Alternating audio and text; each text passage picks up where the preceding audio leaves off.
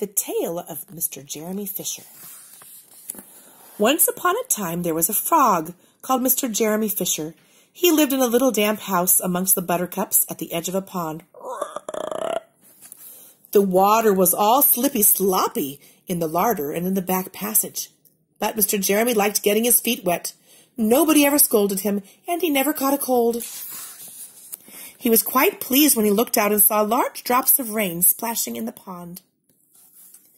"I will get some worms and go fishing and catch a dish of minnows for my dinner," said Mr. Jeremy Fisher. "If I catch more than 5 fish, I will invite my friends Mr. Alderman Ptolemy Tortoise and Sir Isaac Newton. The alderman, however, eats salad." Mr. Jeremy put on a mackintosh and a pair of shiny galoshes. He took his rod and basket and set off with enormous hops to the place where he kept his boat. The boat was round and green, and very like the other lily leaves. It was tied to a water plant in the middle of the pond. Mr. Jeremy took a reed pole and pushed the boat out into the open water. "I know a good place for minnows," said Mr. Jeremy Fisher. Mr. Jeremy stuck his pole into the mud and fastened the boat to it. Then he settled himself cross-legged and arranged his fishing tackle. He had the dearest little red float. His rod was a tough stalk of grass, his line was a fine white horsehair, and he tied a little wriggling worm at the end. The rain trickled down his back, and for nearly an hour he stared at the float. "This is getting tiresome. I think I should like some lunch," said Mr. Jeremy Fisher. He punted back again amongst the water plants and took some lunch out of his basket. "I will eat a butterfly sandwich and wait till the shower is over," said Mr. Jeremy Fisher. A great big water beetle came up underneath the lily leaf and tweaked the toe of one of his galoshes. Mr. Jeremy crossed his legs up shorter, out of reach, and went on eating his sandwich.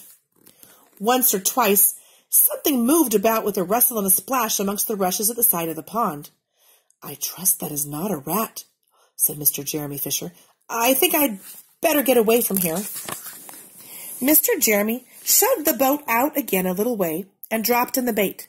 There was a bite almost directly. The float gave a tremendous bobbit. "A minnow! A minnow! I have it by the nose!" cried Mr. Jeremy Fisher, jerking his rod.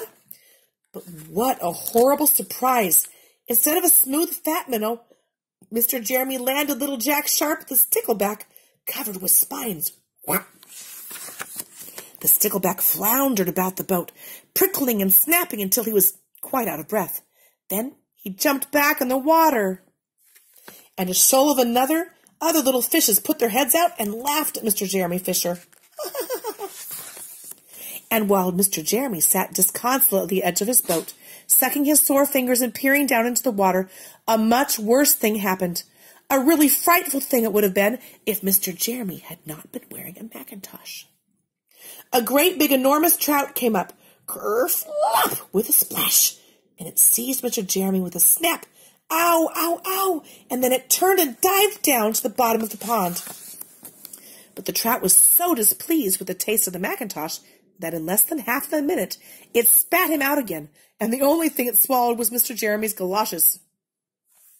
Mr. Jeremy bounced up to the surface of the water, like a cork in the bubbles out of a soda water bottle, and he swam away with all his might to the edge of the pond. He scrambled out on the first bank he came to, and he hopped home across the meadow with his mackintosh all in tatters. "What a mercy that was not a pike's," said Mr. Jeremy Fisher. "I have lost my rod and basket, but it does not much matter, for I am sure I should never have dared to go fishing again." He put some sticking plaster on his fingers, and his friends both came to dinner. He could not offer them fish, but he had something else in his larder. Sir Isaac Newton wore his black and gold waistcoat, and Mr. Alderman Ptolemy Tortoise brought a salad with him in a string bag. And instead of a nice dish of minnows, they had a roasted grasshopper and with ladybird sauce, which frogs consider a beautiful treat, but I think it must have been nasty.